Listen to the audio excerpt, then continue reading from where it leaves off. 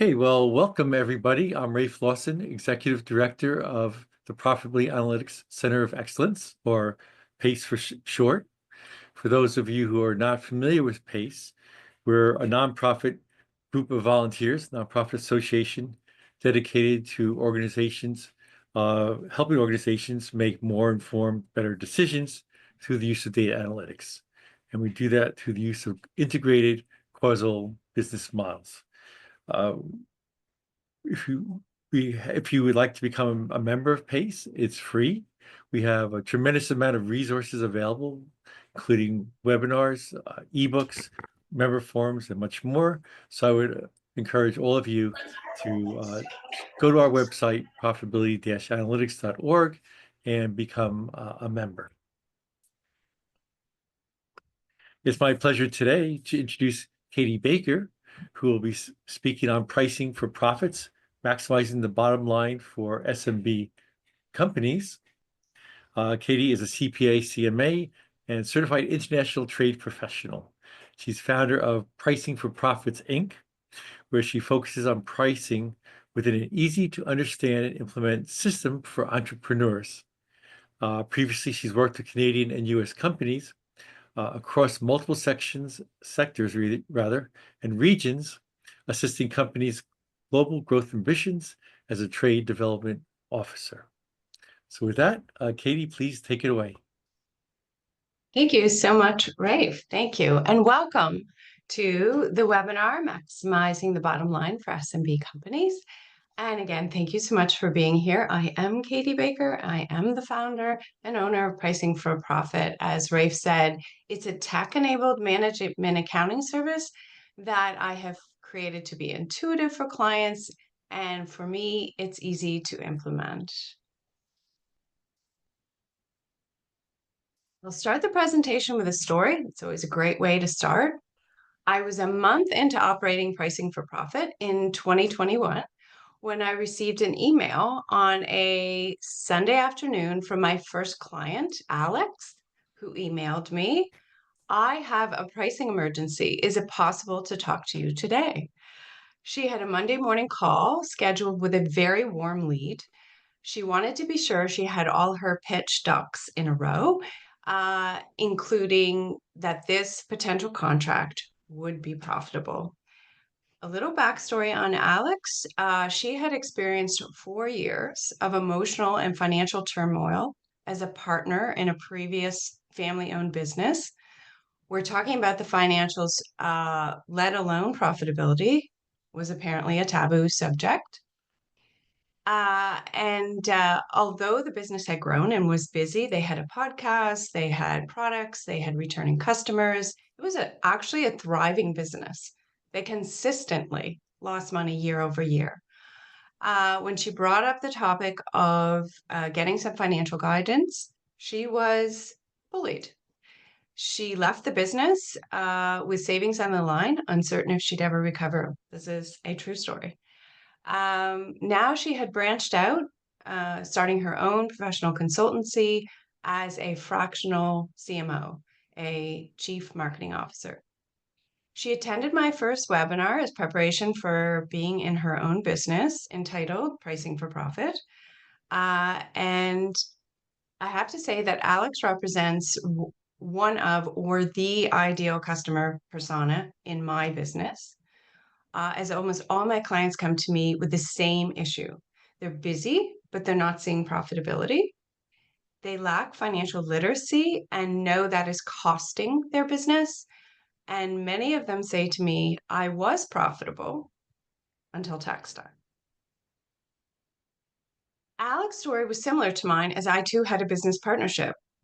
Mind you, this was back in the early 90s, before becoming a management accountant, where I naively stayed in my lane and focused on the retail and design side of the business while my partner looked after the finances. Until the business ran into financial trouble. My partner thought she could continue to make a go of it, but I chose to leave. To say it was a lot of financial stress was and is an understatement. The joy of starting a business I had long dreamed about, owning a fabric store, a design studio, the sting of losing it seared into my memory and followed me throughout the years. But I never forgot how taking your eye off or never having them on the finances of your business was so detrimental to its survival. And yet, here I am today with a lot of clients who do just that. Becoming more financially savvy turned into a very personal as well as a professional goal for me. And it would be 15 years later and three children when I took the opportunity to return to school to become a certified management accountant. So let me once again thank you for attending. And at the same time, I am so looking forward to your thoughts, your insights, your feedback about this webinar or about my client base or your client base. The value I really hope to convey to you today is that our work, the work of management and cost accountants, is so important. If you're a management accountant, a financial analyst, or a costing guru, I'm excited you're here. And if you're a business owner who would like to learn more about why going deep on cost analysis is so important, I'm also very excited you're here. I think we can all agree that financial illiteracy is in epidemic proportions.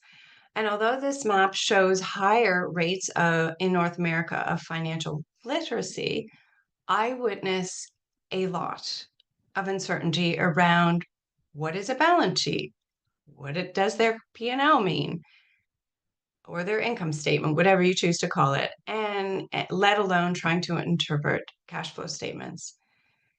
And yet, I have never found any difficulty in explaining the concept I work with clients on because management accounting is, I believe, so much more intuitive and, of course, much more relevant for profit analysis.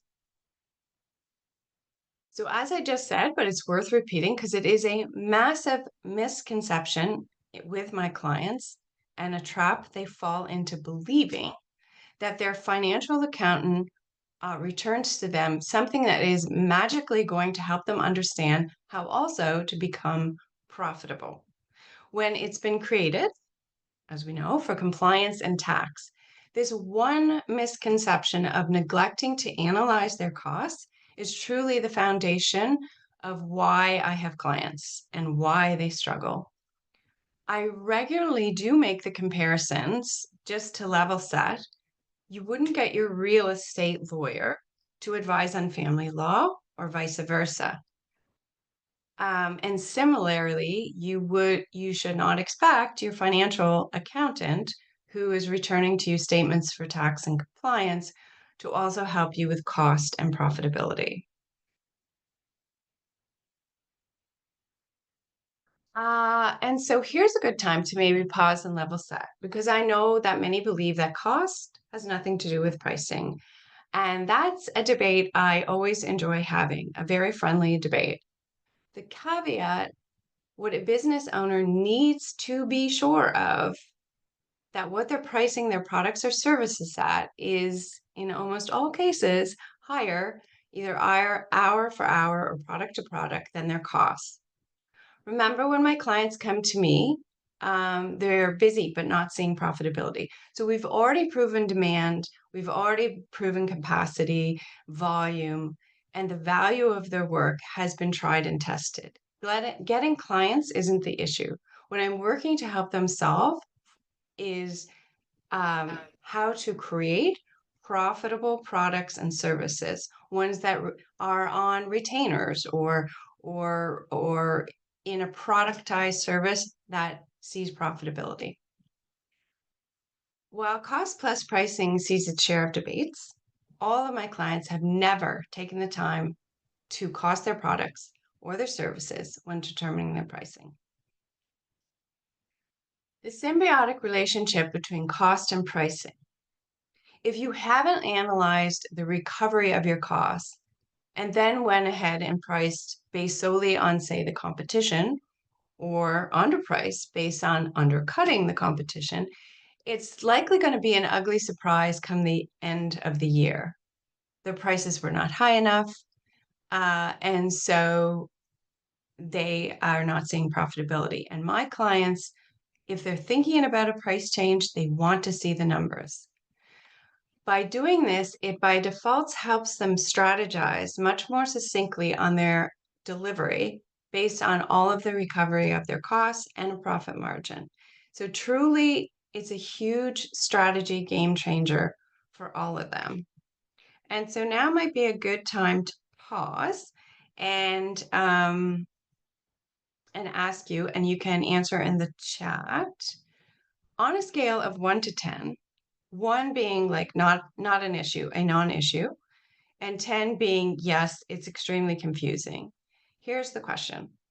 Is pricing a source of confusion for you if you're a business or for your clients? So 1, it's a non-issue. 10, it's very confusing. Somewhere in between is an also acceptable number.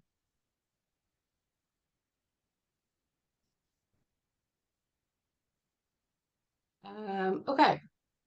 So Rafe, if you want to chime in with any of those answers, I So am we're getting numerous responses, and thank you for everyone who is providing a response. Uh, Responses ranging from 5 to 9, a couple from 5, a couple at 6, one at 8 and 9. This is, I'm guessing, on a scale of 1 to 10.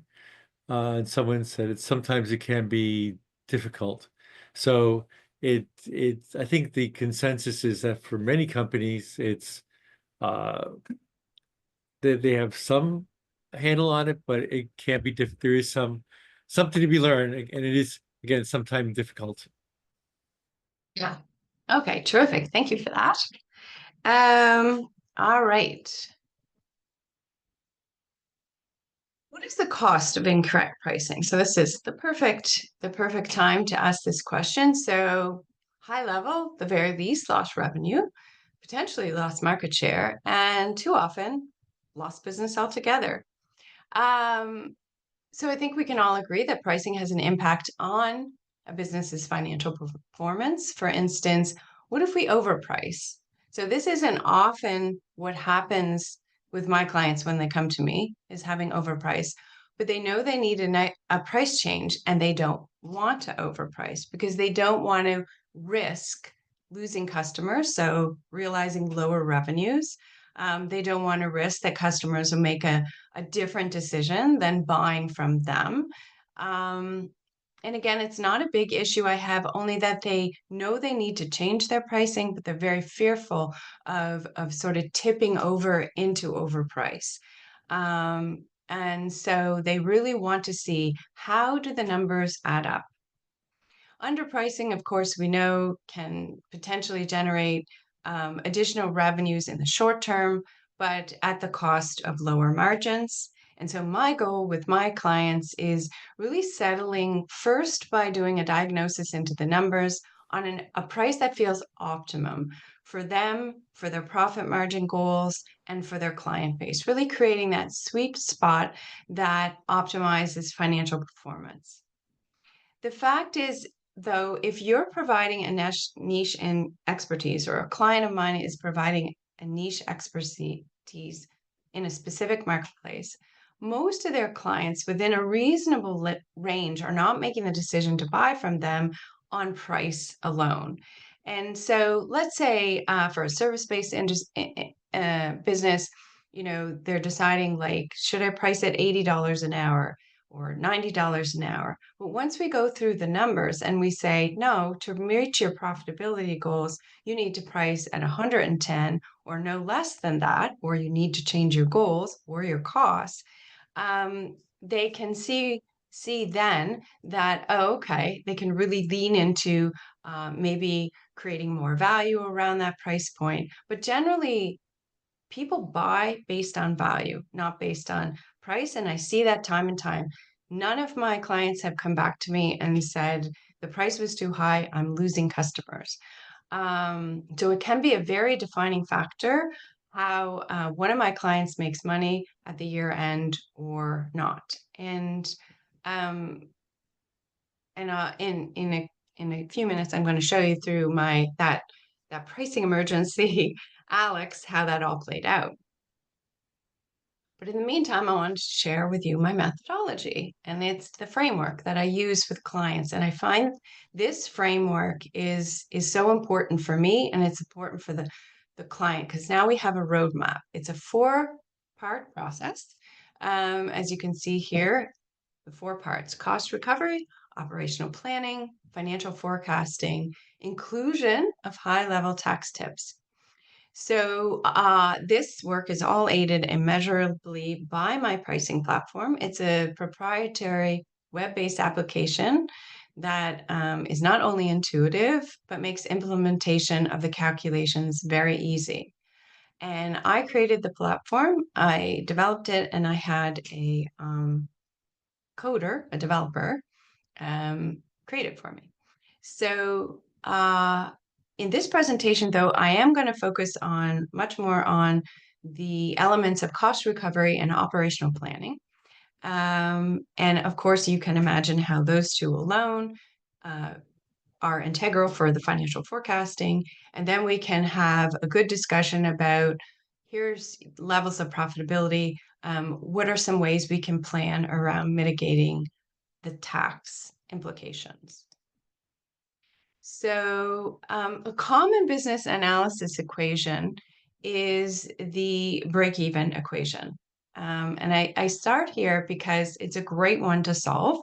Um, and at the risk of being too elementary, let's just revisit this equation. Pricing, the price, minus variable cost equals a contribution margin.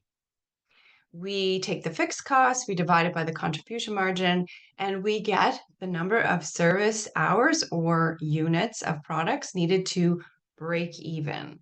And so it is an informative equation, certainly. But for me, I am solving for price. So for in this equation, we're going to go look at how this happened with Alex. So it's a different equation, obviously, from break even because we don't have the price. We are solving for price. To start with every client and how I started with Alex is we go through all of her costs. And I do mean everything she is going to spend money on in her business in that year. So we take the runway of a year. We do include debt, the principal of debt.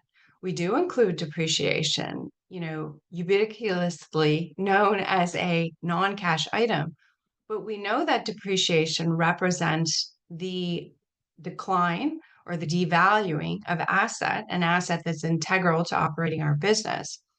If we don't put a cash value to depreciation, then in 5 or 10 years, when we go to replace that asset, we'll have no cash to do so.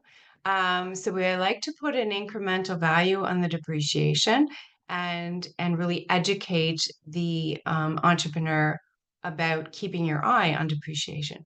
Also, it is a great tax deduction, so it is something not to dismiss. When we look at business use of home, almost all of my clients work from home, particularly since I began the business in 2021 and COVID, and omitting the cost of business use of home and vehicle would skew the business's true costs, unfavorably. The business is a tenant in the home. It uses the vehicle. It's a real cost we need to allocate. And also, it is a terrific tax deduction. So then now we go on to labor or off-the-shelf client-specific tools, which we normally know as the cost of services sold or cost of goods sold. On to all of her selling and admin expenses, operational expenses, her desired drawings and benefits. So it's a comprehensive list of expenditures, which I've skimmed over pretty quickly. And as you can see, no cost or expenditure is left behind. And last but not least, we add in a profit margin, depending on the industry and age and stage, usually between 5 and 25%. And I'm just going to pause here because I know this sounds crazy, but some clients are really reluctant to include profit margin. They think that they've added a salary is enough. And this is probably because they have a scarcity mindset and is too often why the business is in trouble in the first place. But I always insist, even if it's just 2%, it's integral to the business's longevity and growth that we have a profit margin. Because without this, maybe you could call it a reserve fund or this fund to help with growth, you're going to always be defaulting to lines of credits, business loans, which are expensive ways to help your company grow. Much better to use your own internal capital resources. So a profit margin is very important. So it is a step-by-step approach, as you can see, and this really helps both myself and the client keep on track. Now we have an equation. We have the top part of an equation anyways. We have all of our costs. We have, the big number of a desired salary and a profit margin. And so all of her financial needs or goals are now 100% addressed. They're all here. And by default, we now have what is a very key number, which is a target for her forecast. This top line revenue annual goal of 110,000. And so now we have something to aim at, something to work towards, incrementally knowing that 110,000 is my top line revenue goal. And when I get there, I will have paid for all of my expenses. I will have a salary and a profit margin.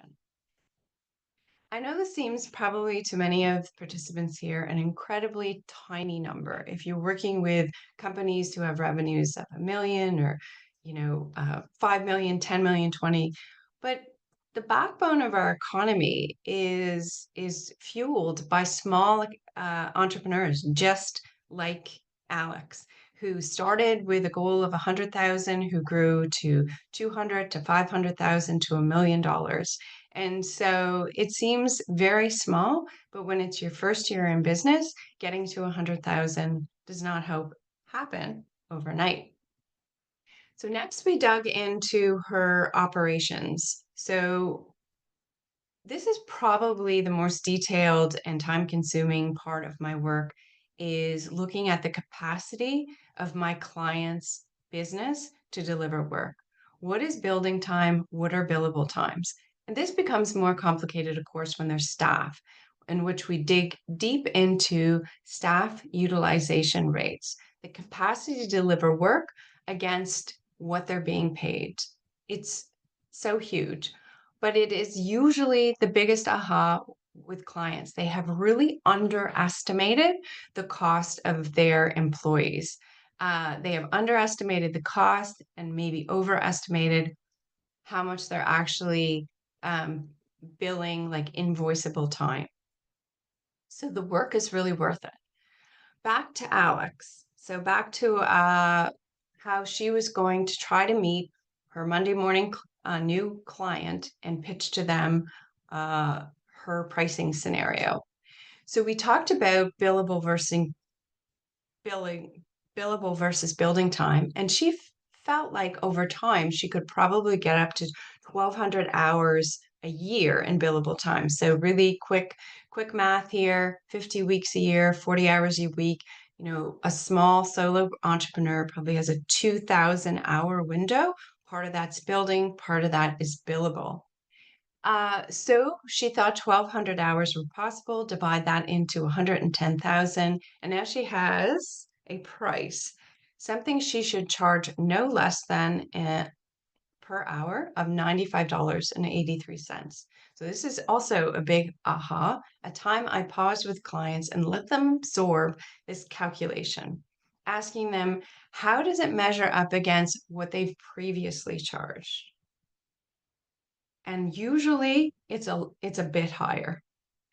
And then all of a sudden, the realization why they have been busy but not profitable hits them. But she was new, so she really wanted to hedge her bets and make sure that every client saw profitability. So she reset that 1,200 hours to 900 hours, and towards what she felt like was a more realistic goal. Now the hourly rate is not 95, but it's 122. which she did actually feel very comfortable with. The client was a US client, and 122 was in Canadian dollars.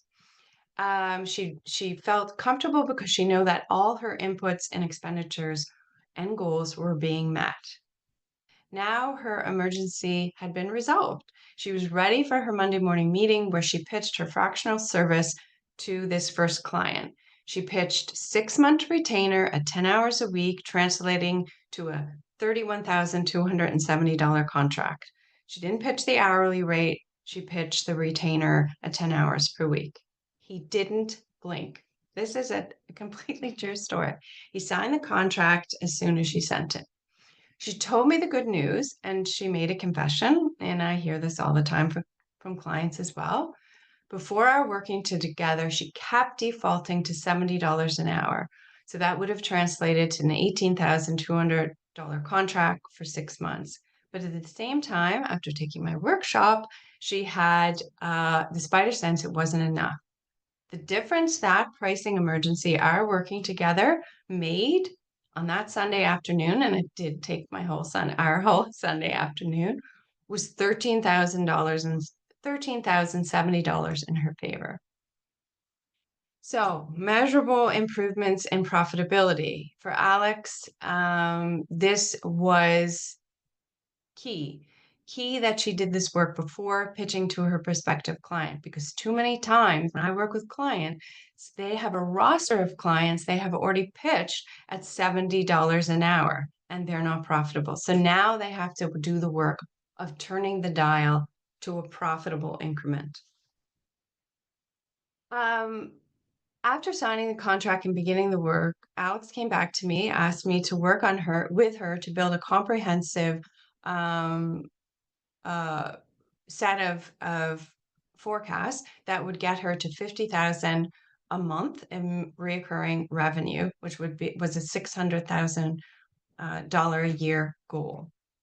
So we spent a lot of time together building these forecasts, ones that she could easily change and update. I really want them to be empowered to use these forecasts and these tools I built for them as tools. So we finished the work and, said good luck. She paid her invoice to me, and I did not know when I would hear again from Alex. When would she hit that goal? 4 years, 5 years? I didn't know. 18 months later, I got an email from Alex. I hit 50,000. I still have chills when I tell this. This is a true story. 18 months after starting her business, she said I hit 50,000 monthly recurring revenue, equaling her 600 annual goal. She added, I would have never done this without your help. These are more client testimonies, and I won't disclose which one, but I could show you the email. I just got it an hour and a half ago from one of these clients who said 911 2 exclamation part in the subject line. I need you. And we are meeting in a couple hours because she has a major project that she wants to be sure all of her costs are aligned on. So to tell you that this work with clients is rewarding is also an understatement. This work is so rewarding. So I have another question. There's two words you can use to answer this question. Fear of losing market share, or uncertainty on what the new price would be. The question is, and I'll repeat the answers. What do you think is stopping you or your clients from charging more? Fear is one answer, losing market share maybe, or uncertainty on what the new price would be. Maybe it's a combination of both. Maybe it's fear and uncertainty, which is actually a common sentiment I hear from clients. If you work in business on your costing and pricing with clients like I do, I 100% recommend creating some methodology, one that is a checklist of action items. Because, of course, without a roadmap, the costing and allocating work can so easily get derailed that any road becomes untested, maybe time consuming, with only maybe a hope of profitability. I started this work 11 years after the convocation of my CMA. In between, I had spent time being a trade development officer. So when I dug back into this work, I wanted to make sure it was efficient and it had been tested. Yes. So let me just note that 80% of the responses here are fear, Okay. with 1% fear and uncertainty. And then one is an option that you had mentioned is conflict avoidance. They don't want to have what they think will be a difficult conversation with their clients. And yes, I do a lot of coaching around that. And our forecasts help them incrementally get there. And that is a very legitimate fear. That I have asked clients, or when doing work with clients, they have very happily told me their clients completely understood. You go to restaurants all the time, prices change. You could go every day to, kind of a new hip like restaurant. Their prices will change all the time. Prices change, and people understand, probably no more so in this age, that pricing is never necessarily fixed. So back to creating a methodology, the advocacy is testing on clients, one, to ensure they could grasp the concepts. And primarily, you need to recover all of your costs. And two, to understand how to allocate them over their deliverable. So creating a set of operations that can absorb easily their costs and still allow for a profit. Um, Now, that doesn't end the value of my work.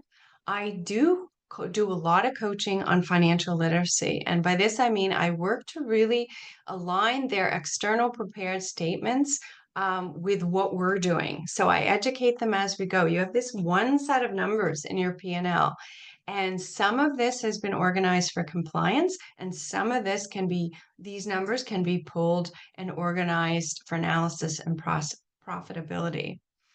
And then I very high level advise on their bookkeeping, encouraging them to keep the bookkeeping line items as granular as possible in a way that it clearly sees the assignment of line items to provide greater detail for easier analysis. So month over month, we've known I've coached them that this is the percentage of COGS that you're looking at of revenue. This is the percentage of gross margin that is going to return to you a margin.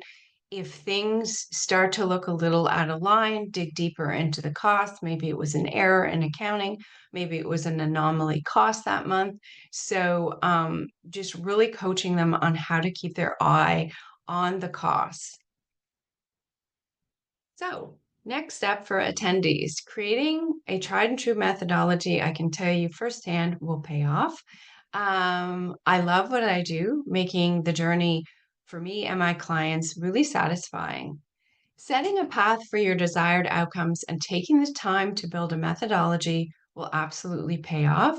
Again, like I did, and like a client I met recently from Colorado who was on this webinar, Brian Higgins did.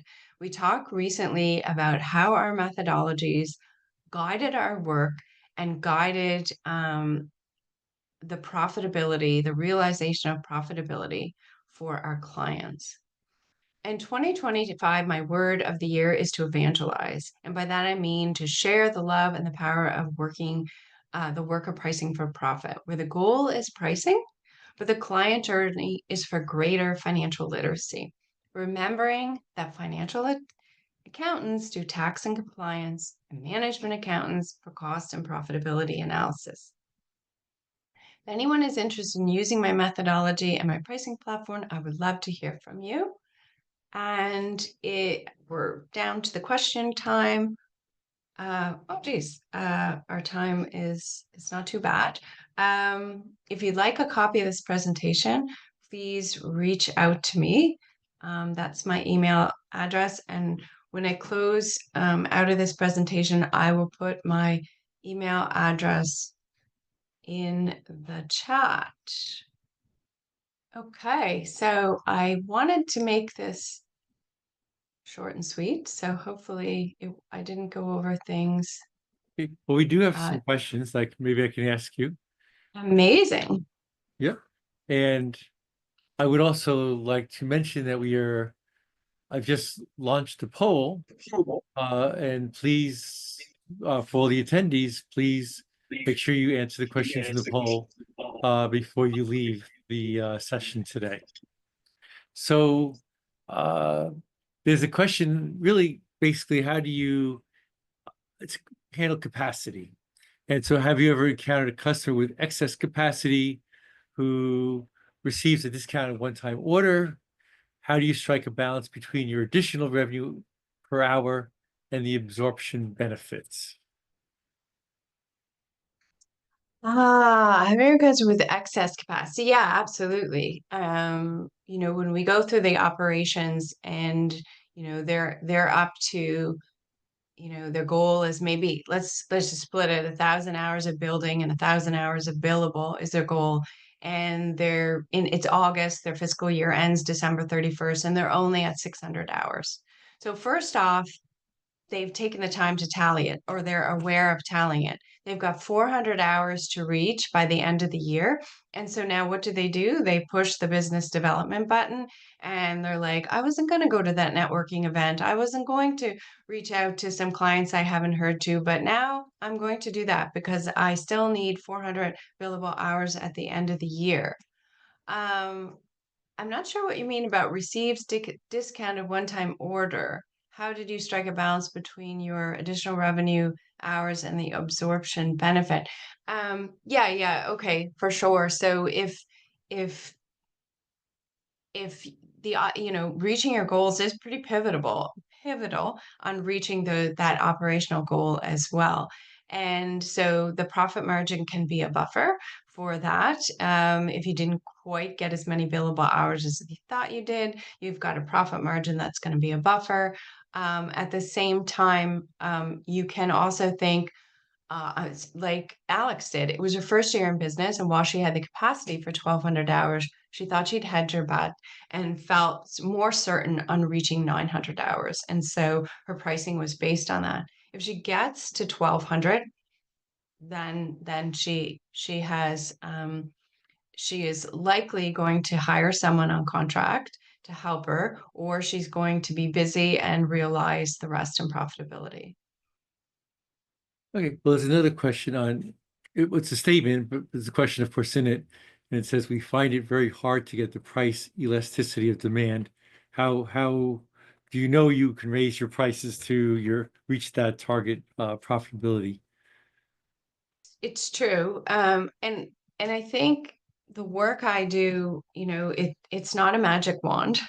It's not going, but when the clients go through the numbers, when they understand the impact of all of their expenditures versus what they're capable in operations, once they understand the framework that is really the roadmap to profitability, they were that much closer to attaining it.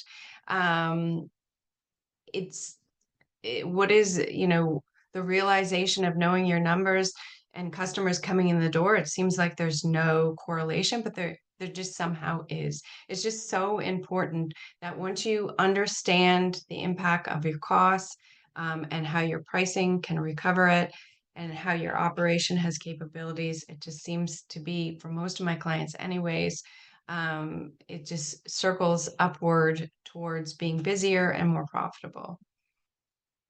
We have lots of more questions coming in. Uh, One is, what's the most effective way to apportion fixed costs to your products?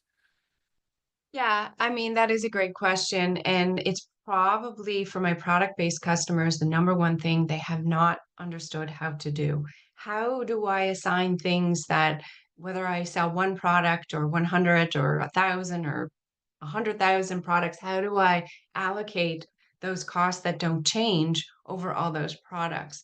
So through our work, we get very, very clear on making sure we have captured as much as possible and as close as possible what are all the variable costs. So what is the full fullest slate of cogs there is. You might have put a piece of software and overhead that is really maybe you can assign per client. So we want to be very clear. What is the full list of variables, and then taking the operating um, those operating costs and assigning them over the number of products. So again, it's very much kind of like assigning the capacity of the business.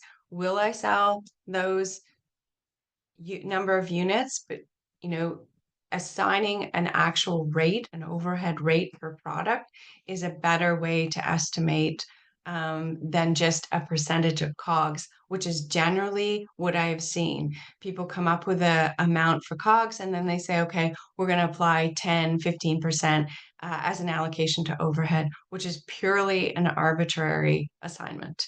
So we try to get as granular as possible. All right, great. You mentioned your clients. There's a question, what line of business are your clients typically in? Um, yeah, most of my probably 70% of my clients are service-based businesses.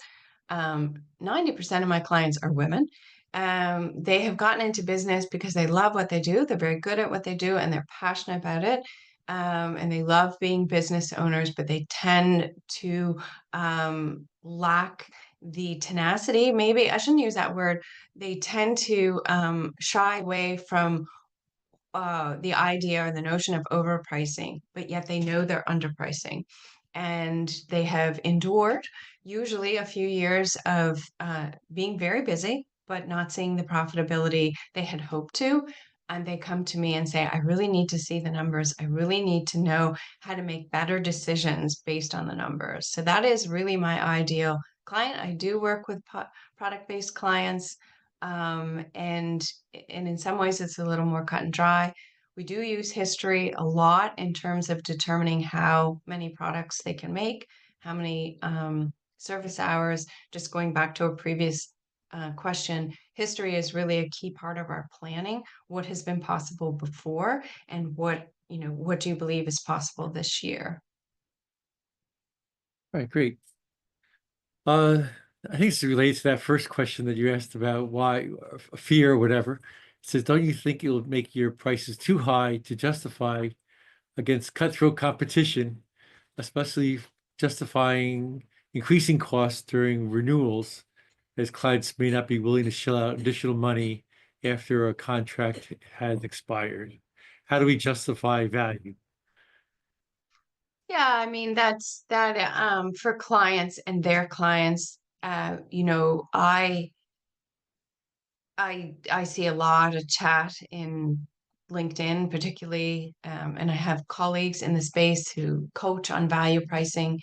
I, and maybe I'm not sure if I'm answering the question. Value pricing is really important, but if you don't know where you're starting in terms of cost recovery and some nominal strategy goals, financial goals, how do you know what to value price at? How do you know what that delta is between a recovery price that sees you not lose money and reach some nominal goals, and then another price? Like, I always tell people, if you're in the um, professional coaching space, you're a leadership coach, and you're starting out. It's year one. You're looking for clients. You're going to be pretty competitive on your pricing. There's no question. If you're going to underprice based on, initial costs and whatnot, make sure it's a strategy that you're not going to be ambushed by loss around. You can get into the market and underprice as a way to, if you think that's how you're going to get clients, and you can lose money in the first few years of your business. But that should be a planned loss and not one that is an ugly surprise. So, if you're a leadership coach who has been in business 15 years or 20 years, or if you're Tony Robbins, you can probably you can demand, you will get prices that are much, much higher based on the perceived value. And I think most of my clients understand that trajectory of where they are in the marketplace. And so once they see the numbers, then they're much more comfortable on setting on that price. Don't know if that answered the So I just question. wanted to mention before I go on to the next question that you should take the poll if you haven't already and respond to that. And I did want to mention, I see on the bookshelf behind you, Doug Hicks's book.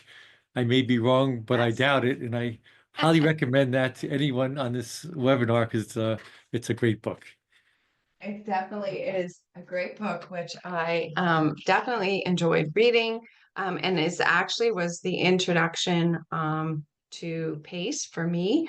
Actually, one of my colleagues, I will give a shout out to. I call other people in this space colleagues. Well, there's a few, but one who lives in the province where I lived many years in Canada in Prince Edward Island. His name is Marcel Petitpas, and he has a business called Parakeeto. And he is actually on one of his LinkedIn posts referenced Doug's book, so I was very intrigued by the title because it's often how I feel when I talk to clients. I could be wrong, but I don't think so. I think when we add up the numbers, you're going to see something very compelling in terms of changing your mind around pricing. So one other question, can one use target costing as a way to price products or services? I'm not sure target costing. Can you add some definition around So there you would have your revenue goal and you would work backwards and you target profit and you work backwards to see what your costs would need to be to achieve that profitability given your revenue and then basically work on the cost side of the profitability equation. yeah, no, absolutely. Yeah, I mean, many of I'm just gonna pull out one line item that I think a lot of when we go through their financials as a first part of our working together, I create a 3-year comparative for them, and we look at line items, and often things jump out like, wow, I didn't think we spent that much money on that. Things like software that can really get out of hand.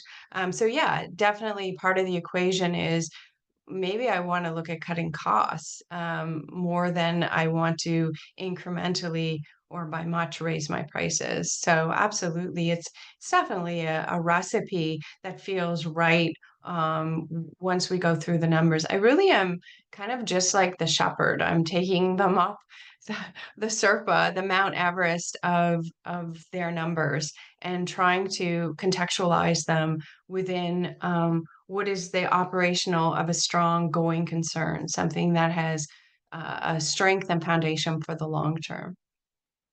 Great. And a somewhat related question is, what controls do you recommend to prevent margin erosion?